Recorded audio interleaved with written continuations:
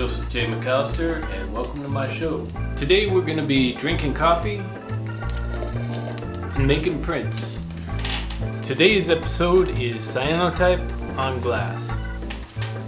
Let's watch the show.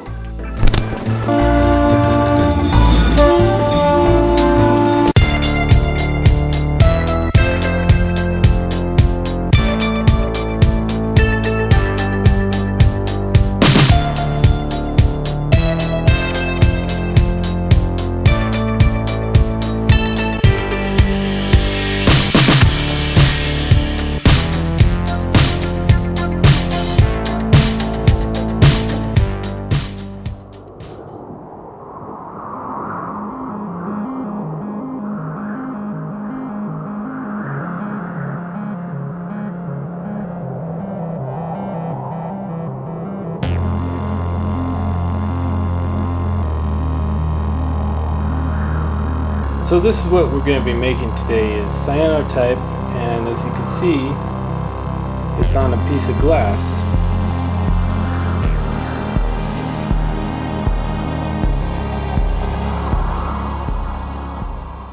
Historically, paper cyanotypes were considered to be more of an artistic medium than photographic. This is due to the textured nature of the process, similar to what you'd see in a painting or chalk drawing. Well, today we're going to do something a little different. We're going to create a high gloss, vivid deep blue image with sharpness and resolution equal to any fine-grained professional film. In person, glass cyanotypes have a similar appearance to ruby red ambrotypes, and a vivid blue high gloss surface that reminds me of berry blue jello gelatin. But don't eat it, because this gelatin has cyanide.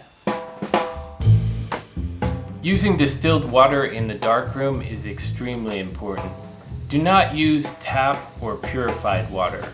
Impurities such as copper, calcium, iron, magnesium, chloride, sulfur, sodium, and bicarbonate can react with photographic chemicals to oxidize them or to create a thick sludge, rendering your photographic emulsions unusable. During distillation, water is boiled to create steam, which is collected in a separate bottle, leaving behind all the impurities.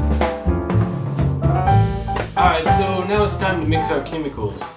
What we're going to need is a gram scale, graduated cylinder, some plastic tubs, plastic spoons, a funnel, distilled water, Knox gelatin, potassium ferricyanide, oxalic acid, and green flake ferric ammonium citrate. We're going to make 600 milliliters of cyanotype solution. Okay, so let's turn on our gram scale, and we'll put one of these plastic tubs on here. And now we're going to zero it out. Now we're going to need 81.6 grams of green flake ferric ammonium citrate. And I would recommend getting green flaked ferric ammonium citrate because it dissolves a lot better than powdered. Alright, so let's start pouring that in. And remember, this isn't horseshoes and hand grenades. Too little or too much and your entire emulsion can be thrown off completely. Okay, let's add in this green ferric ammonium citrate. Alright, so we've got our green flake ferric ammonium citrate. Let's set that off to the side. We're going to put another tub on here and zero that out. Alright, so now we need 27.6 grams of potassium ferricyanide. And if you get too much in there, just go ahead and take the spoon and scoop some of that out. Alright, so we got our potassium ferricyanide, and let's put another tub on there. And now we need 3 grams of oxalic acid. Okay, so there's the oxalic acid. Go ahead and put another tub on here for the gelatin and be sure to zero that out. Now we're going to need 78.75 grams of Knox food gelatin, which is what I use for gelatin. And it comes in these little packets, so we're going to have to empty a lot of these out. Alright, so there's our gelatin, and let's turn that off. Now it's time to get 600 milliliters of distilled water.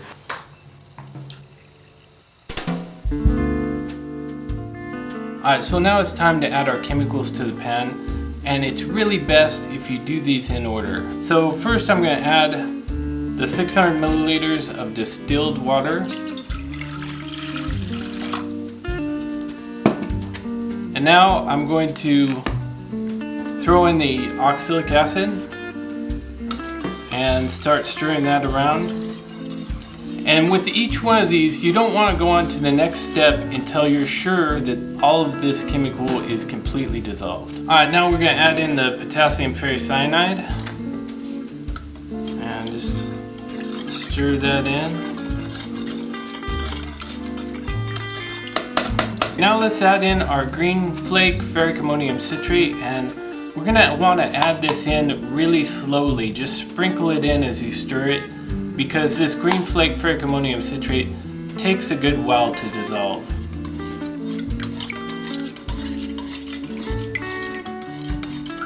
Now this is going to take a while to get all of this in here because we really have to use a lot. And I usually just kind of tap the spoon on there to get it to kind of sprinkle in there, just a little at a time. Now as you can see, we've got some of this sludge clumped up on the bottom, so we're really going to have to keep mixing this and checking down here where you can see it on the pan. And it's hard to see in this light because now the mixture is so dark, but we're going to have to keep mixing this until we're sure that all of that sludge is gone. Now that didn't take too long to get rid of that sludge on the bottom, and there wasn't too much of it because we were using distilled water. But one thing about ferric ammonium citrate is it reacts very badly to tap water and purified water. The minerals and impurities that are in there will react with that chemical and really create a horrible sludge that is just unusable. Before we add the gelatin, we need to make sure that this cyanotype solution is as pure as possible. So we're going to go ahead and filter this cyanotype solution into this jar and probably do it a couple times to make sure that it's absolutely pure and clean.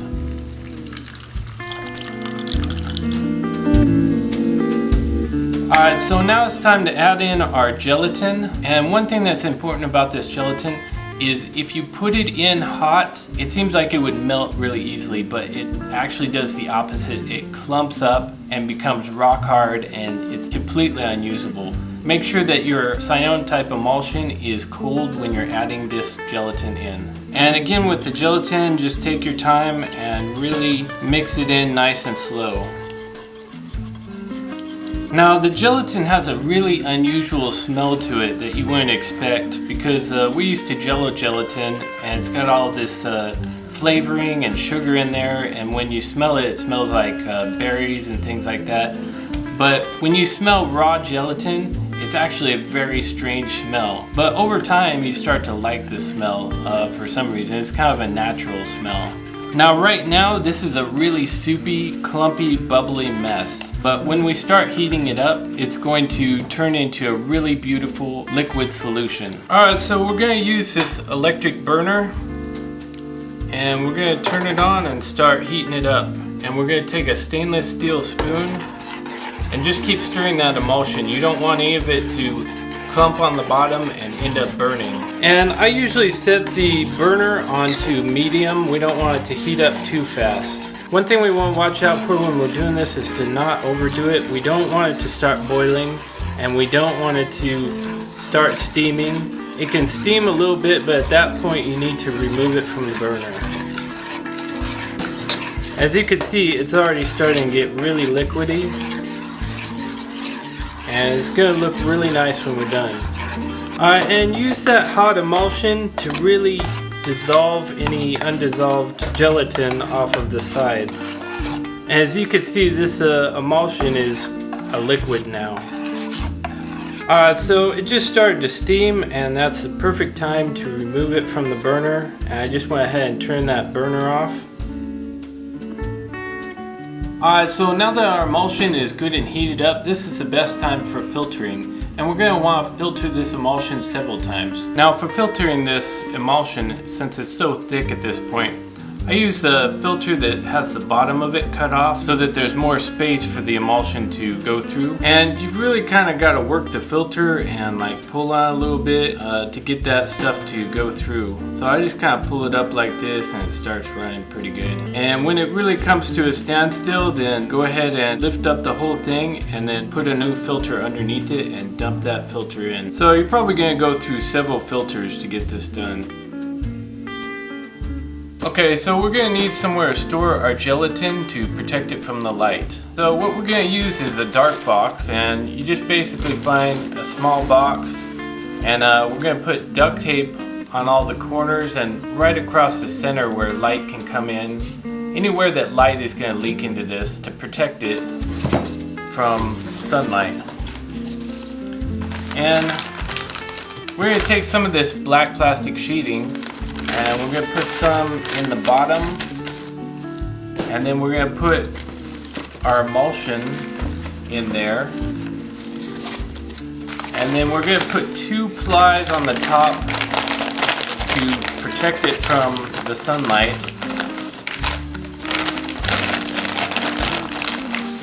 And that way we don't have to put duct tape around the corners on the top. And now we're just going to tape this shut. And there we go, it's all ready to put in the fridge. Alright, so we need to store the emulsion inside the refrigerator, right behind the milk. Now, where I get my glass is actually from the dollar store. And I just go in and buy a stack of 8x10 frames, and obviously they come with a pre-cut piece of glass.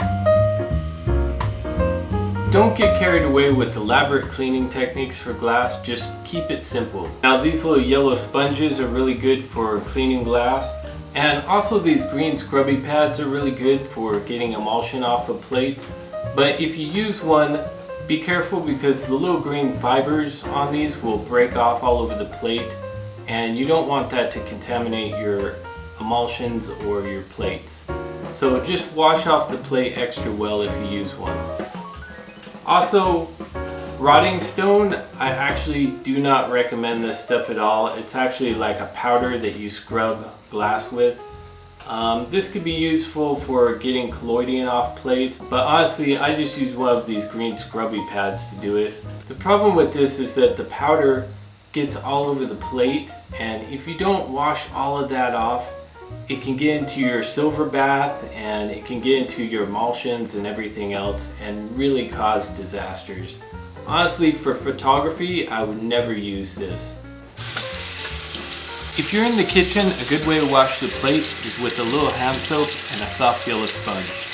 This works great for removing fingerprints and the glass cutting oils used in the manufacturing of glass, which can keep the emulsions from sticking to the plate. Then just lay the glass on a towel, fold it over, and pat it to dry. If you're in the dark room, you just take your glass plate and you're just going to spray it down with some Windex and dry it off.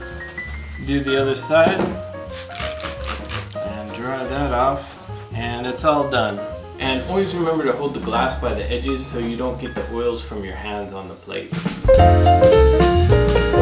When working with glass, you should really take the time to deburr the edges of the glass, because sometimes you get glass that has really sharp edges and it can really cut up your fingers. So what I use is a knife sharpening stone like you can get on eBay, and this one is aluminum oxide. So what we're going to do is deburr the side,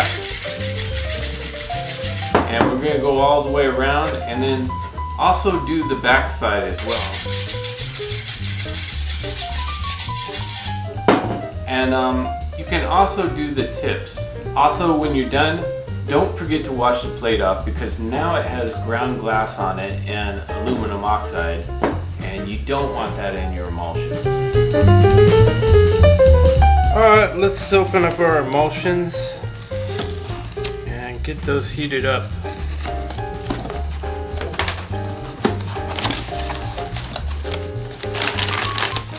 So this has been in the fridge all night and should be good and cold, and it has turned into a gelatin.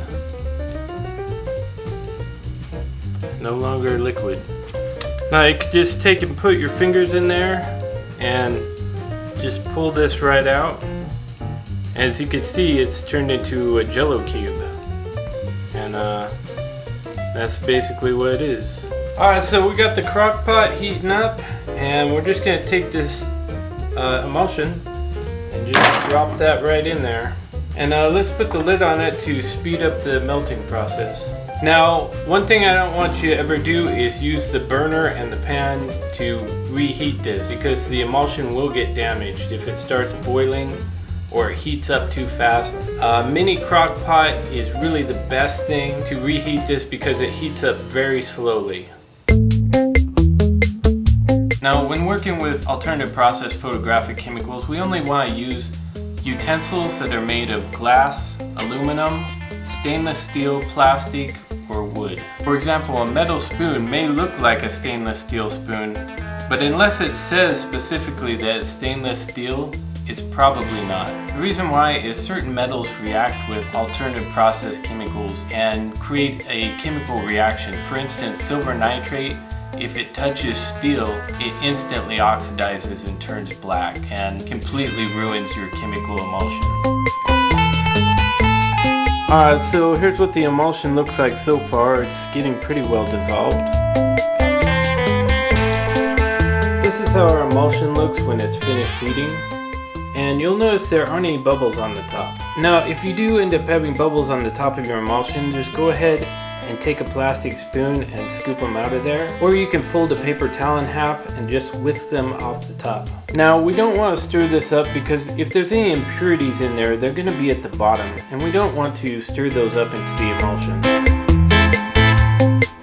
Alright, here's my pouring setup, and over here I've got the glass plates, and in the center I've got a developing tray with a paper towel in it to absorb the emulsion. And over here I've got the mini crock pot with the emulsion and a pouring ladle. Just before you go to pour the plate, it's a good idea to just try to get that last little bit of lint off of it and just see what's on there and kind of whisk it off with I'm using a paper towel, and it seems to work pretty good. So you don't want any lint to be poured back into your emulsion because obviously that's not going to be good for your chemical emulsion at all. So I just hold it up to the light and kind of check it for lint, and then I'll just wipe it off with this paper towel and then check it again. Now we're going to pick up the plate in one hand using the waiter method and fill the ladle with emulsion.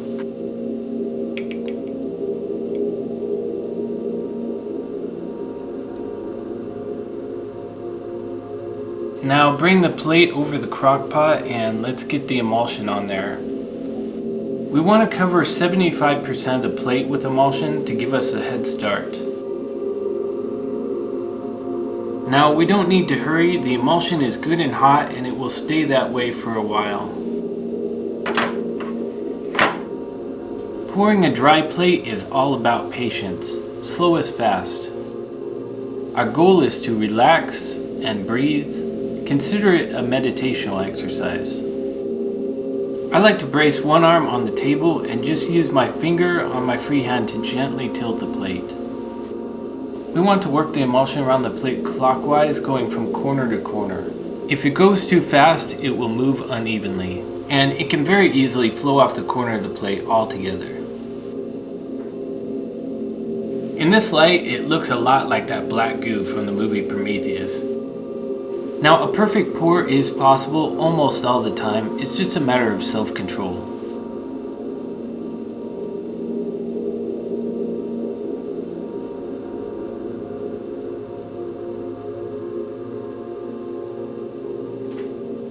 Now pour it off at the corner and back into the emulsion. Let the emulsion run off the plate until it turns to a steady drip.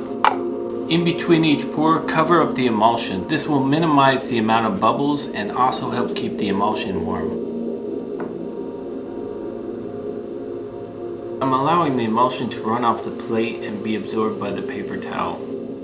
Now there's two reasons for this. One is that we want to minimize the edge burn, which is the buildup at the drip edge. And two, contrary to what you'd think, we need the thinnest coating possible. A thick coat will actually flake off a few hours after drying, so we want the thinnest coat possible when doing dry plate, about half the width of a human hair. Take your time, there's no rush. Continue until only the very smallest drip is coming off the corner. Now, if any of the emulsion goes on the back of the plate, grab a wet paper towel with your free hand and wash the emulsion off the back of the plate. This side of the plate needs to stay clean or it will stick to the negative during exposure.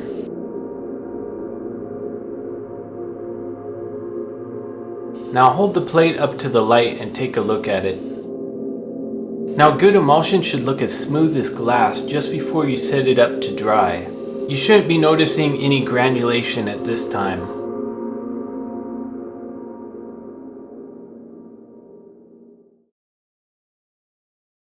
Now you can see I've got the fan over here on low, helping to dry these plates. Now you can see an emulsion buildup right there in the corner. After a few minutes of drying, just go ahead and move the plates back so that they're not in that emulsion puddle. Now after 10 minutes, most of the plate should be dry, but the emulsion buildup on the lower edge is still going to be a bit moist. So just go ahead and flip those plates over.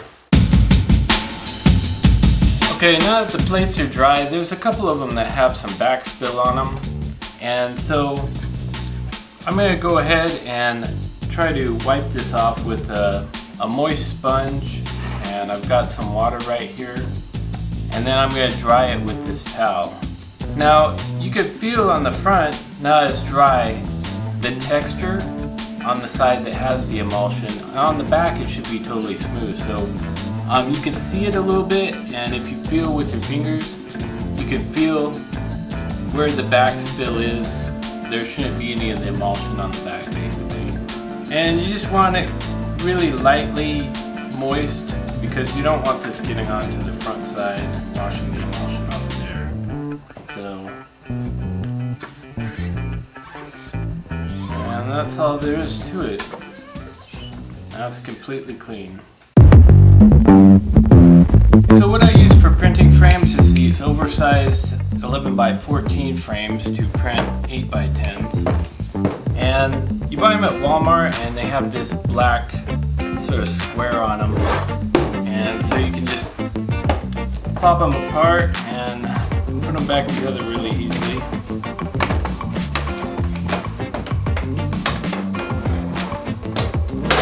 And so the back of it basically looks like this. So if you see these are really good to use. Okay, so here's the layering that we're going to use. First we're going to put in a piece of glass for the back.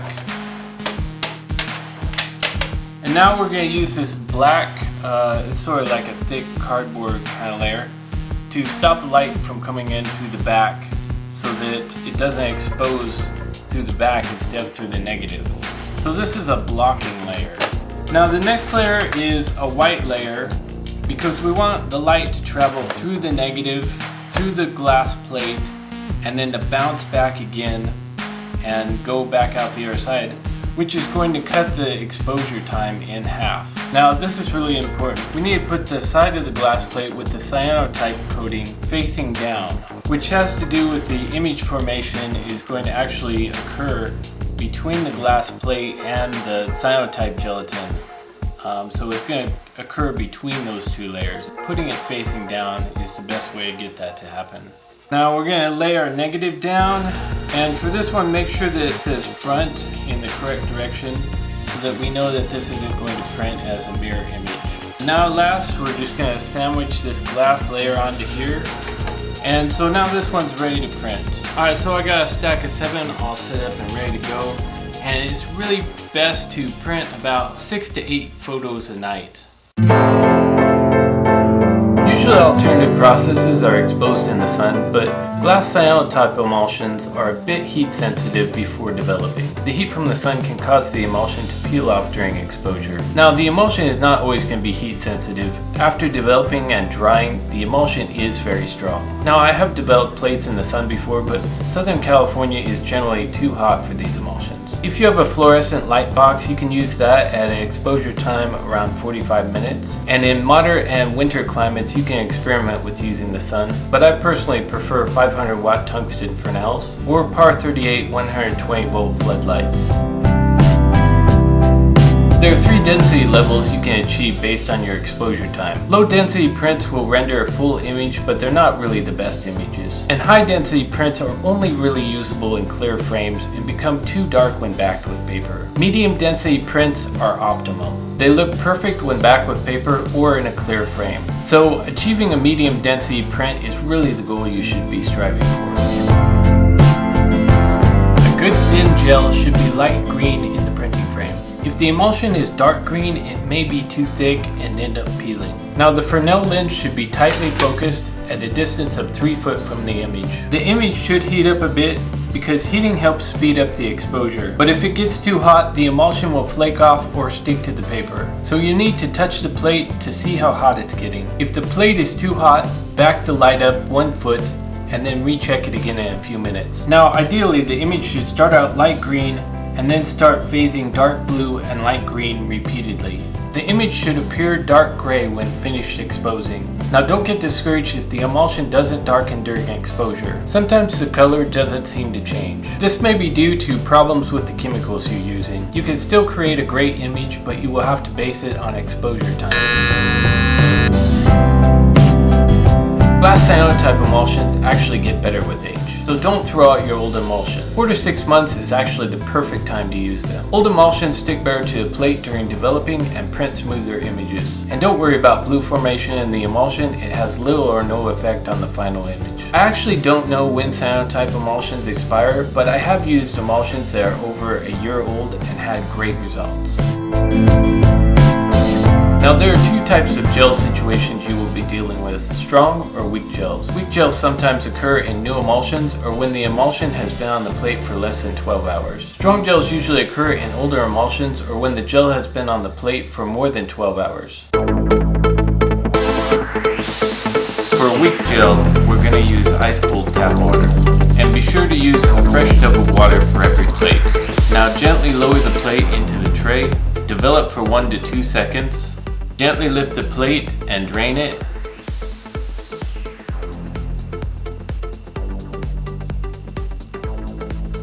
And fan dry.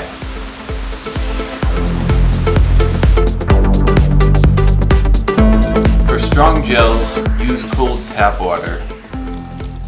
Lower the plate into the tray. Gently agitate the water. Develop until a positive blue image is fully formed. Pull the plate from the water. Drain the water from the plate. Dip the plate briefly in distilled water. Then fan dry.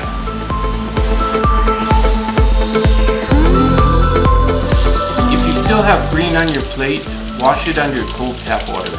This will wash out most of the green on the plate. Now expose the plate in direct sunlight. Within a few seconds, the last of the green should disappear completely. Dip the plate briefly in distilled water.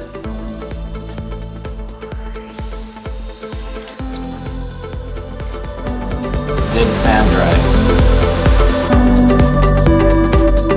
Now this one was out in the sun being exposed and I think it got a bit overheated. It's a bit solarized around here. You can see this weird dark gray area, and you can see right here on this one as well the dark gray is on there too, and this one the dark gray is everywhere, so I don't know if these 3 are going to turn out. So here's how our plate looks before we dip it in the water.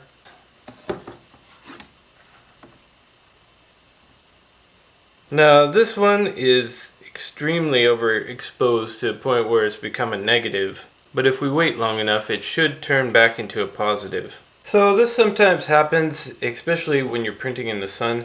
This image was extremely overexposed. But nonetheless, now it's been setting for a few minutes and it's become a positive image. So since this image doesn't have any greens in it, we'll just go ahead and dip it in the distilled water and fan dry.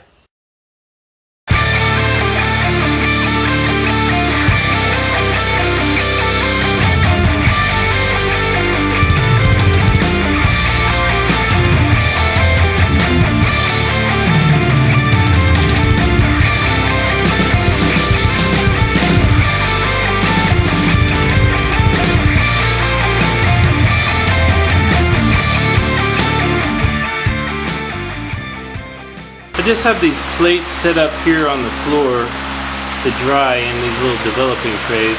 And a good idea is to run a fan across these plates to help them dry faster. You take and move these plates so that the corner's out of that water every once in a while. One of the great things about this process is that you can reuse the plates. Place the plates in a tub of water for 5 to 10 minutes. Then scrub them under tap water with a scrubbing pad. Towel dry. And the plates are ready to use. Now, when framing glass cyanotypes, you really want to make sure that the glass side is facing out and not the emulsion side. The emulsion side is more of a matte surface and just not as visually pleasing, while the glass side is extremely beautiful and very high gloss. And just go ahead and back the image with some art paper or a couple pieces of printer paper. It takes some practice to control the color density of the plate, but luckily we don't have to get a perfect medium density plate every time. Medium density plates are perfect for framing with a white background, while thick density plates are perfect for clear framing ideas, such as lantern slides, window frames, or clear acrylic magnetic frames. The type of negative that you use for this process is extremely critical. When using digital negatives, 1.